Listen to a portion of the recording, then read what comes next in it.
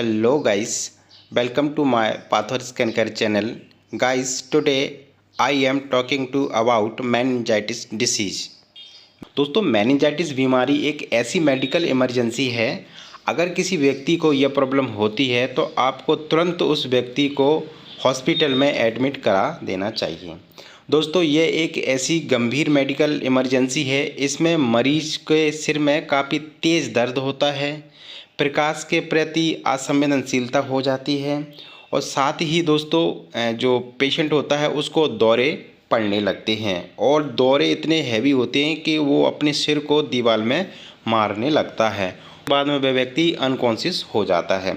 तो इसलिए दोस्तों ये एक मेडिकल इमरजेंसी है। इसमें कोई भी पेशेंट है उसको तुरंत ही मेडिकल या फिर किसी भी हॉस्पिटल में भर्ती करा देना चाहिए और यह बीमारी हमेशा हॉस्पिटल में रहकर डॉक्टरों की निगरानी में ही इसका ट्रीटमेंट करना चाहिए। दोस्तों इसके कारणों में तो दोस्तों इसके जैसे कि वायरस से कारण भी हो सकते हैं, ये बैक्टीरियल कारण भी हो सकते हैं और फंगल कारण भी हो सकते हैं। अब दोस्तों जैसे जो मेनिंजाइटिस बीमारी है इसमें आप देख रहे हो कि चित्र नंबर 1 और चित्र नंबर 2।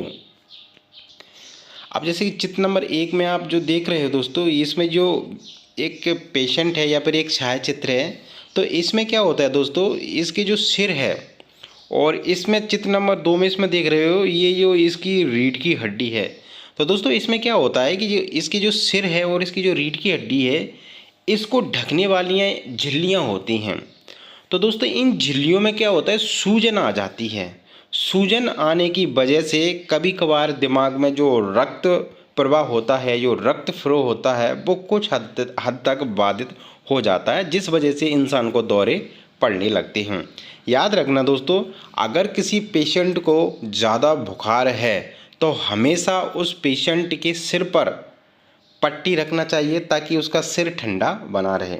अब दोस्तों ये मेनिंजाइटिस की समस्या शुरू कहाँ से होती है, जैसे अगर किसी व्यक्ति को फीवर आया, वो फीवर लगातार बना रहता है, उसका फीवर नहीं उतर रहा है, तो उसके बाद में ये जो फीवर होता है वो धीरे धीरे दिमाग और जो रीढ़ की हड्डी की जो झिल्लियाँ होती हैं उनमें सूजन लाना पैदा करता है और इस वजह से फिर वो सामने वाले पेशेंट को यहाँ पर मेनिंजाइटिस हो जाता है। अब दोस्तों इसकी एक इमरजेंसी कंडीशन कब बनती है, जैसे अगर किसी व्यक्ति को काफ़ी तेज़ बुखार है और उसी तेज़ बुखार में अगर किसी पेशेंट को ड्रिप लगा दी गई है तो उस समय भी ये समस्या बन जाती है। यानी कि उस समय भी उसके जो दिमाग और रीढ़ की हड्डी की जो झिल्लियाँ होती हैं उस समय वहाँ पर भी जो रक्त प्रवाह होता है वो बाधित होता है, तो उस वजह से भी वहाँ पर धीरे धीरे और एकदम से सडनली इन्फ्लामेशन आने की समस्या हो जाती है। तो इस वजह से वहाँ पर भी यह समस्या देखी जाती है। इस दोस्तों आगे हम इसके बारे में यहाँ पर विस्तार से बात करेंगे। अब दोस्तों इसमें हम कुछ मेन पॉइंट रखेंगे। अब वो कौन कौन से पॉइंट होंगे उनके बारे में बात करते हैं। इसमें हमारा सबसे पहला पॉइंट रहेगा जो हमेशा की तरह रहता है, इंट्रोडक्शन यानी कि परिचय। अगला पॉइंट होगा हमारा कॉजिज मतलब दोस्तों हमारे यहाँ पर कारण। और तीसरा पॉइंट होगा हमारा यहाँ पर टेस्ट यानी कि कुछ जांचें, यानी कि इसमें हम कैसे पता कर सकते हैं कि सामने वाले मरीज को मेनिंजाइटिस है या नहीं है, तो इसमें कौन कौन से टेस्ट कराए जाते हैं उनके बारे में बात करेंगे। अगला होगा हमारा सिम्टम्स यानी कि लक्षण कौन कौन से होते हैं इस बीमारी में। और पाँचवा होगा हमारा प्रिवेंशन और छठवा होगा हमारा ट्रीटमेंट। तो दोस्तों सबसे पहले हम बात करेंगे इन्हीं पॉइंटों में अपने परिचय के बारे में। तो चलिए दोस्तों बात करते हैं परिचय के बारे में। बात करेंगे परिचय में तो मैं आपको बता दूं कि दिमागी बुखार, जिसे चिकित्सा विज्ञान में मेनिंजाइटिस या फिर एन्सेफेलाइटिस कहा जाता है, एक गंभीर स्थिति है। यह मुख्य रूप से दिमाग यानी कि मस्तिष्क और रीढ़ की हड्डियों को ढकने वाली सुरक्षात्मक परतों या फिर झिल्लियाँ, जिनको हम मेनिंजिस कहते हैं, में सूजन आ जाती है, जिस वजह से यह समस्या पैदा हो जाती है, यानी कि जिस वजह से यहाँ पर मेनिंजाइटिस बीमारी हो जाती है। अब दोस्तों ये तो रही हमारे मेनिंजाइटिस, जिसको हिंदी में हम दिमागी बुखार बोलते हैं, तो उसके परिचय में। अब दोस्तों हम बात करेंगे इस बीमारी के अगले पॉइंट के बारे में।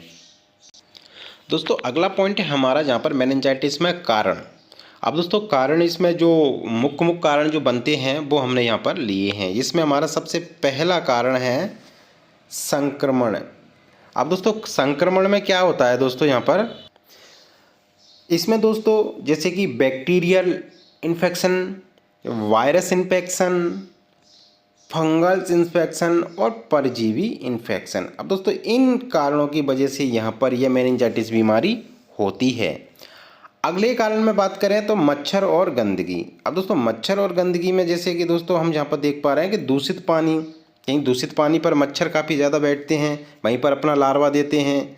उसके बाद में गंदगी और मच्छरों के काटने से, जैसे याद रखना दोस्तों, विशेषकर ये एन्सेफेलाइटिस के मामलों में ज़्यादा मच्छर जो होते हैं या मक्खियाँ होती हैं वो ज़्यादा इसको फैलाने में कारगर होती हैं, फिर ये उनमें ये कारण काफ़ी ज़्यादा बनता है। अगला है दोस्तों कमज़ोर इम्यूनिटी सिस्टम। अब दोस्तों जिन लोगों का या फिर जिन व्यक्तियों का रोग प्रतिरोधक क्षमता या फिर इम्यूनिटी सिस्टम बहुत ही ज़्यादा कमज़ोर होता है तो उन्हें इसका खतरा काफ़ी अधिक बना रहता है। अब दोस्तों ये तो रही हमारी मेनिंजाइटिस बीमारी के कारणों में। अब दोस्तों हम बात करेंगे इसके अगले पॉइंट में, तो चलिए दोस्तों बात करते हैं। दोस्तों अगला पॉइंट है हमारा मेनिंजाइटिस बीमारी के सिम्टम्स यानी कि लक्षणों के बारे में। अब दोस्तों लक्षण क्या क्या बनते हैं इसमें, तो चलिए बात करते हैं। इसमें सबसे पहला लक्षण है हमारा तेज बुखार। अब दोस्तों क्या होता है कि इसमें अचानक शरीर का तापमान होता है वो बहुत बढ़ जाता है। उसके बाद में दूसरा है गर्दन में अकड़न। अब गर्दन के अकड़न में क्या है दोस्तों कि गर्दन को हिलाने या फिर टुड्डी को छाती से लगाने में कठिनाई और दर्द होता है, यानी कि दोस्तों गर्दन की जो रीढ़ की हड्डी होती है उसमें अकड़न आ जाती है। अगला सिम्टम्स है तेज सिर दर्द। याद रखना दोस्तों इसमें काफ़ी ज़्यादा तेज सिर दर्द होता है और जो सिर होता है वो आदमी जो मरीज होता है वो काफ़ी अपने दोनों हाथों से पीटने लगता है और ज़्यादा दर्द होता है तो अपने सिर को दीवार में देने लगता है, तो इसमें काफ़ी ज़्यादा तेज दर्द होता है। अब दोस्तों याद रखना इसमें क्या है कि जो सामान्य सिर दर्द होता है उससे कई अधिक तीव्र तेज और सिर दर्द होता है। उसके बाद में अगला है उल्टी और जी मचलाना। अब दोस्तों इसमें क्या होता है बुखार के साथ लगातार उल्टियाँ होती रहती हैं और साथ ही जी मचलाता है। अगला है दोस्तों मानसिक भ्रम, यानी कि दोस्तों मानसिक भ्रम में क्या है कि व्यक्ति को पहचानने में दिक्कत होना या फिर बेहोशी छाना। यानी याद रखना दोस्तों जब दिमाग में इन्फ्लामेशन आ जाती है तो जब तक इसकी इन्फ्लामेशन कम नहीं हो जाती है तब तक दिमाग में एक भ्रम बना रहता है, यानी कि दोस्तों लोगों को ना पहचानने वाली इस तरीके की एक कंडीशन पैदा हो जाती है मरीजों में। उसके बाद में दोस्तों अगला है छठवां प्रकाश से संवेदनशीलता, जिसको हम फोटोफोबिया के नाम से भी जानते हैं। अब इसमें क्या होता है दोस्तों आंखों में तेज रोशनी चुभती है, यानी कि दोस्तों फिर जो पेशेंट होता है वो आंखें नहीं खोलता है, यानी कि सीधी सी बात कहें तो जब उसको ये मेनिंजाइटिस बीमारी होती है तो वो मरीज होता है वो आंखें नहीं खोल पाता है। उसके बाद में अगला है दौरे पड़ना। अब दौरे पड़ने में क्या है कि कुछ मामलों में मरीज को झटके या फिर दौरे भी आ जाते हैं, यानी कि दोस्तों वे अनाप शनाप या फिर हाथ पैरों को इधर उधर मारने लगते हैं, यानी कि झटके या फिर दौरे आ जाते हैं। अब दोस्तों ये तो रही हमारी मेनिंजाइटिस बीमारी के लक्षण यानी कि सिम्टम्स के बारे में। अब बात करेंगे दोस्तों हम इसके अगले पॉइंट के बारे में। अगला पॉइंट है दोस्तों मेनिंजाइटिस बीमारी में जो इसमें जो कुछ टेस्ट बनते हैं उनके बारे में। याद रखना दोस्तों हम सिम्टोमेटिक से भी यहाँ पर इसको समझ सकते हैं, लेकिन याद रखना जो बाकी के कुछ सिम्टोमेटिक हैं, याद रखना कि जो रीढ़ की हड्डी में जो अकड़न आ रही है वो सिम्टम्स हमेशा मेनिंजाइटिस में ही होता है, लेकिन बाकी के कुछ और जो सिम्टम्स पूर्व में आए वो और अन्य बीमारी को संकेत दे सकते हैं। इसलिए हमको इस बीमारी को कंफर्म करने के लिए यहाँ पर कुछ टेस्ट कराने होते हैं। अब इसमें हमारा सबसे पहला टेस्ट है स्पाइनल टैप। अब दोस्तों यहाँ पर जो स्पाइनल टैप होता है दोस्तों, स्पाइनल टैप इसमें क्या होता है कि रीढ़ की हड्डी से जो रीढ़ की जो हड्डी होती है वहाँ से तरल पदार्थ को निकाला जाता है और उसको लैब में भेजा जाता है, फिर वहाँ से इसकी जांच की जाती है।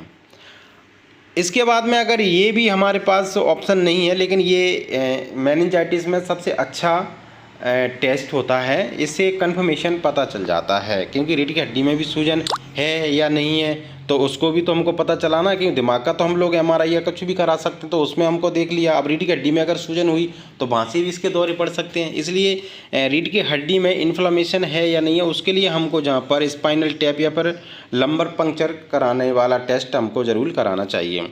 उसके बाद हम दोस्तों कुछ ब्लड कल्चर कराए जाते हैं, उससे भी यहाँ पर मरीज में देखा जाता है। अगला है दोस्तों सिटी स्कैन या फिर MRI कराकर भी दिमाग की इसमें ये देखा जाता है कि कहीं कितनी सूजन है भी है या नहीं है, तो उससे भी यहाँ पर हमको पता लगाना पड़ता है। फोर्थ है गर्दन की अकड़न। अब गर्दन की अकड़न मैं पूर्व में भी आपको बता चुका हूँ कि इसमें क्या होता है कि गर्दन को हिलाने डुलाने में या फिर सिर को पेट के नीचे लगाने पर गर्दन में तेज़ दर्द होने लगता है या फिर उसमें अकड़न आ जाती है। झुकाने पर या हिलाने पर गर्दन में दर्द होता रहता है। तो यहाँ पर इस मेनिंजाइटिस में कुछ यहाँ पर जो टेस्ट होते हैं वो ये सब कराए जाते हैं। उसके बाद हम दोस्तों यहाँ पर अगले पॉइंट में बात करेंगे, यानी कि इसका अगला पॉइंट होगा हमारा ट्रीटमेंट। तो ट्रीटमेंट में बात करते हैं। ट्रीटमेंट में मैं आपको बता दूं दोस्तों कि याद रखना इस बात को हमेशा कि जो मेनिंजाइटिस होती है, पूर्व मैंने आपको बताए कि इसके होने के वायरस, बैक्टीरिया, फंगस और कुछ परजीवी भी होते हैं। अब इसमें क्या है दोस्तों, हमेशा इसके कारण की जांच करना है कि आखिरकार जो सामने वाला जो पेशेंट है उसको कि बैक्टीरिया के द्वारा मेनिंजाइटिस हुआ है या फिर वायरस के द्वारा मेनिंजाइटिस हुआ है या फिर किसी परजीवी यानी फंगस वगैरह के कारण उसको मेनिंजाइटिस हुआ है या फिर किसी परजीवी के कारण उसको मेनिंजाइटिस हुआ है। इसमें जो भी कारण बनता है उस कारण को हमको पहचानना है। पहचानने के बाद में उसी के हिसाब से हमको जहाँ पर ट्रीटमेंट देना है। अब जैसे मानकर चलिए अगर किसी पेशेंट को बैक्टीरिया के द्वारा मेनिंजाइटिस हुआ है तो उसमें एंटीबायोटिक और कुछ एंटी इन्फ्लामेटरी मेडिसिन चलाई जाती हैं जिससे सूजन को कम किया जाता है, और कुछ सिम्टोमेटिक दवाइयाँ चलाई जाती हैं। जैसे अगर फीवर आ रहा है तो हम जहाँ पर पैरासीटामोल चलाते हैं। पैरासीटामोल का डोज वही होता है 15 mg पर kg पर डे के हिसाब से होता है हमारे यहाँ पर, यानी पर डोज के हिसाब से। तो ये सब चलाई जाती हैं। अगर सामने वाले पेशेंट को अगर वायरल है तो वायरल में कोई एंटीबायोटिक का रोल नहीं होता है, तो फिर सारी चीज़ें एंटीबायोटिक और कुछ यहाँ पर कुछ मल्टीविटामिन्स वगैरह चलाकर उसका ट्रीटमेंट किया जाता है और साथ ही सिम्टोमेटिक ट्रीटमेंट किया जाता है।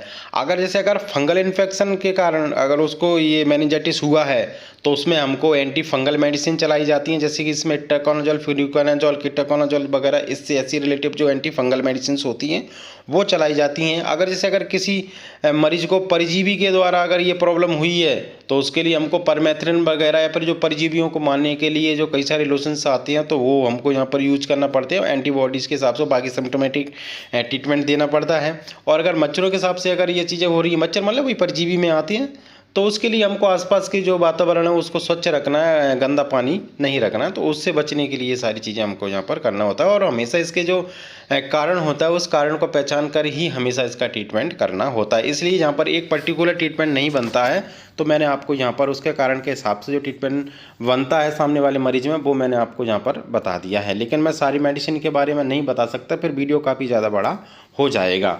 क्योंकि बस आपको इसमें कारण पहचान लो। कोई भी अपना अच्छा एक एंटीबायोटिक चलता है, अगर बैक्टीरिया के हिसाब से हुआ तो आप वो चला दीजिए। वायरल में तो पता ही हमको सिम्टोमेटिक ट्रीटमेंट देना ही होता है। तो ये सब चीज़ें हमको उस पेशेंट में चलाना होता है। अब दोस्तों उम्मीद करता हूँ आज का वीडियो आपको पसंद आया हो। दोस्तों अगर आज का वीडियो आपको पसंद आया हो तो लाइक करें। आपका एक लाइक मुझे मोटिवेट करता है ताकि मैं आपके लिए अच्छी वीडियो लेकर आऊँ। अपने दोस्तों और रिश्तेदारों में इसको शेयर करें ताकि उनको भी ऐसी नॉलेज मिल सके। और साथ ही अगर आप मुझसे कुछ पूछना चाहते हैं तो कमेंट बॉक्स में आप मुझे कमेंट करें, मैं वहाँ पर आपका 100% उसका उत्तर दूंगा। और साथ ही अगर आप मेरे चैनल पर पहली बार आए हो या फिर आपने मेरे चैनल को सब्सक्राइब नहीं किया तो प्लीज़ चैनल को सब्सक्राइब कर लें। साथ ही बेल आइकन को दबा लें ताकि अपने इस चैनल पर जो भी नया वीडियो आए उसका नोटिफिकेशन आप तो सबसे पहले पहुंच सके। दोस्तों वीडियो को अंत तक देखने के लिए आपका बहुत बहुत धन्यवाद।